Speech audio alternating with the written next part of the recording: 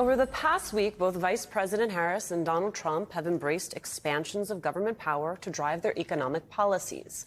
But they're doing so in what I will call vastly different areas with vastly different levels of detail. I will be laser focused on creating opportunities for the middle class. So they say it's the most important subject. I'm not sure it is. As president, I'll take on the issue of the cost of health care. If it's a communist system, you're going to be thrown into a system where everybody gets health care. As president, I will take on the high costs that matter most to most Americans, like the cost of food.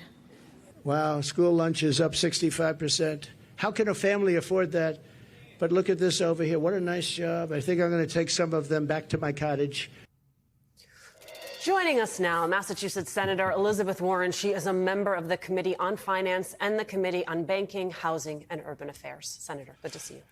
Good morning, Senator. It's great to have you back at the table. So let's deal with a little bit of the crazy that we see coming out of the Republican side on the economic messaging here. I mean, okay, so we get the whole photo prop thing with packages of food that Donald Trump would have no idea what they cost simply because he don't shop for food.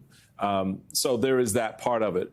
But what I found interesting relative to Alicia's setup with the contrast was the sort of dismissive nature of the economic piece not being important.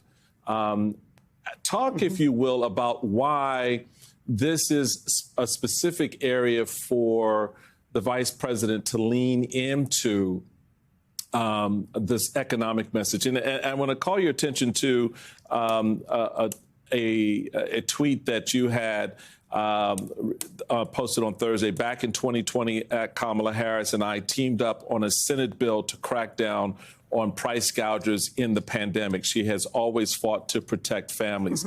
That aspect of that economic message is a very potent one right now. Why is that, and why this particular narrative around prices? So understand this. Families across this country struggle with prices, and Kamala Harris fights for those families.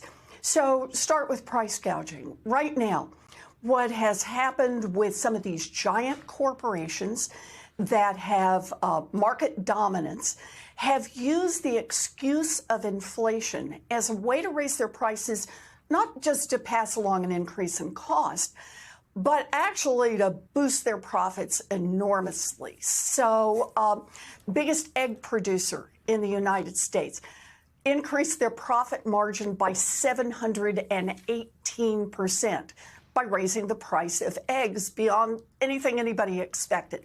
Same kind of thing in, think of Kraft, the company that makes macaroni and cheese, you know, those little boxes of macaroni and cheese, and Oscar Mayer wieners, increased their profits by 448%. That's not just passing along increased in cost. That's price gouging. Now, Donald Trump just poo-poos and says, doesn't know, doesn't care, let giant corporations charge you whatever they want to charge you. Vice President Harris says, no, we need some curbs, we need some rules.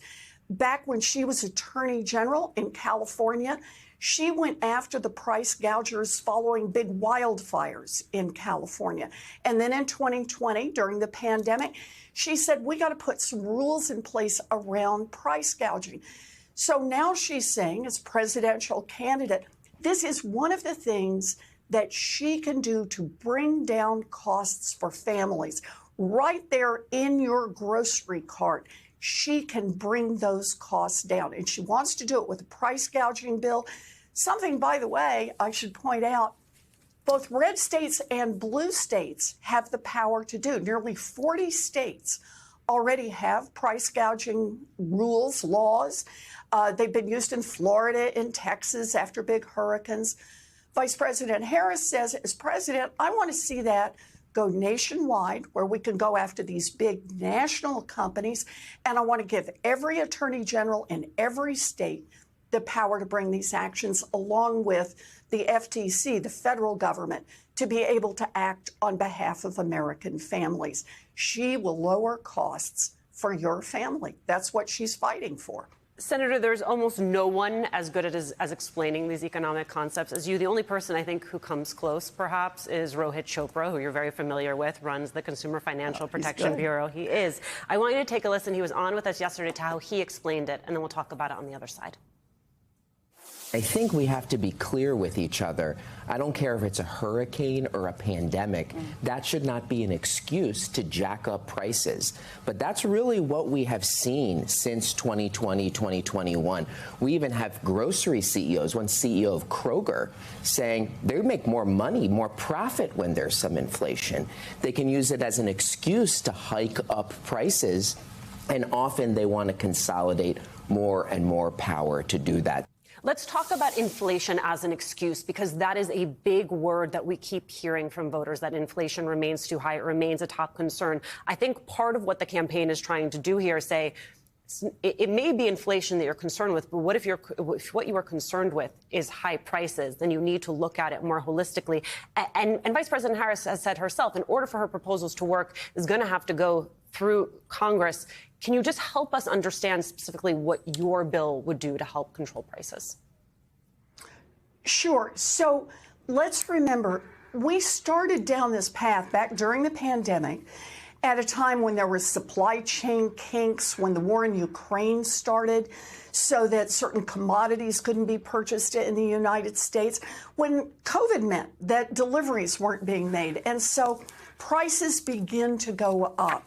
And that's when we first start talking about inflation, start to see the patterns. And what happened is there were giant companies that said, ooh, this is a real opportunity. We not only will pass along increased costs, we will jerk our prices up way beyond that, and we will make more money. And understand, I'm not sitting out here doing conspiracy theory. These CEOs actually went on their quarterly earnings calls to their investors and basically said the same thing. They said, some of them said, inflation has been very, very good to us because it gave us a chance to raise our prices well beyond inflation. So we put together a bill that said, no, you don't get a chance to do that.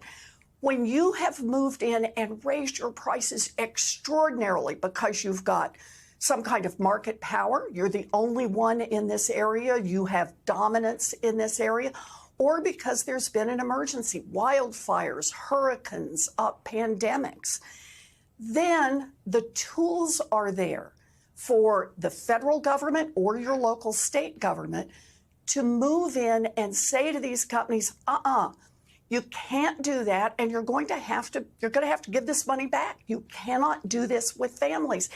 And the importance of that, I just can't emphasize this enough, is the federal government chooses sides. Is it going to be on the side of the giant corporations that are boosting their profits by 718%? Or is it going to be on the side of the consumer and says, no, there are going to be some rules in place so that your prices come down? Senator, help me understand a little bit better. How do you do that? What specific rule are you going to tell a company to give that money back? And how do you determine what portion of that profit is, in fact, gouged out of the consumer? And as an addendum, why don't we do the same thing with academia, with university price increases in inflationary times? I don't see the same level of targeting, if you will. So, because you see this throughout our economy. So how do you pick and choose which one you're going to go after? Well, so let's start with how you decide who you're going after. The real issue here is gouging comes from the ability to exploit. And it's either exploit market dominance. You are the giant in the field. You control 80% of the market. It's no surprise that it wasn't some little tiny egg producer that increased its profits by 718%. No, it was Cal-Maine, the biggest egg producer in the entire country, the one that doesn't face the kind of ordinary competition that you like to think about in markets. People have choices. People would not choose the more expensive eggs if lots of other eggs were available. So that's part of it.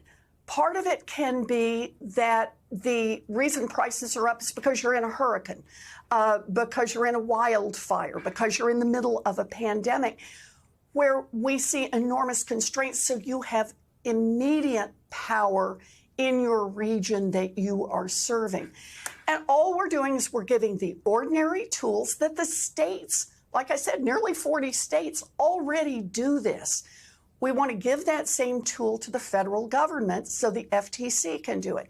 And in the same way that the FTC looks at the basic data, the numbers, and says, wow, you have market dominance, we're going to look at your trade practices here. We're going to look at your purchasing practices under the Robinson-Patman. Are you charging more to little companies than you charge big companies? We go after unfair practices there. The same kind of thing is possible on price gouging. It's been done for decades now. Now it is time to use that tool nationwide against nationwide companies.